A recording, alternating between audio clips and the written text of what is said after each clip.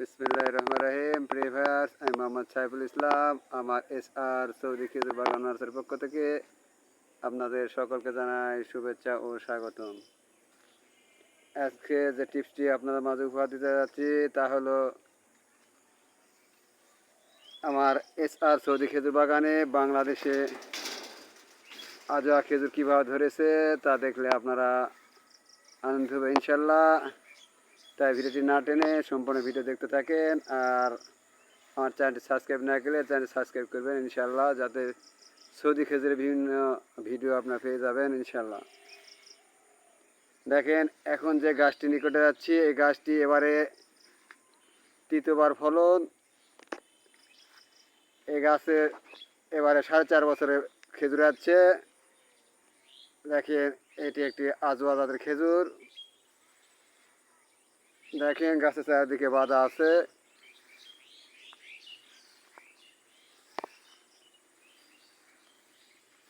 দেখেন কতগুলো খেজুর বাঁধা আছে। ক্যামেরাটি আমি সুন্দর করে ঘুরে নেই। দেখেন, খেজুরও বেশ বড়, কেবল কারা আসতে শুরু করছে। আর অল্প কিছুদিনের মধ্যে ফল হারভেস্ট করা শুরু হবে ইনশাল্লাহ।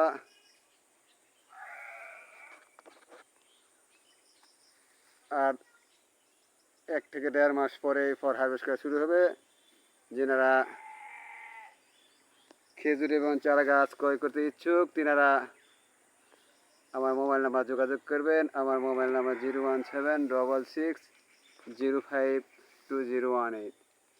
দেখেন, এভাবে চারিদিকে গাছে বাঁধা খেজুর হবে খেজুর।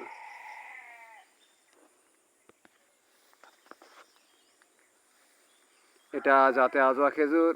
গতবার আমরা পেকে খাইছি আজওয়া খেজুর। আমরা জানি তো আজওয়া খেজুর পাকলে কালো হয়ে যায়। এরকম উন্নত জাতের আজওয়া খেজুর চারা নিতে আপনারা যোগাযোগ করবেন। আমাদের কাছে আজওয়া, মরিয়ম, আম্বার, সুক্কারি, মেরজুল, বাড়ি চারা আছে। তাই ভিডিওটি দীর্ঘ না করে এখানে সমাপ্ত ঘোষণা করছি।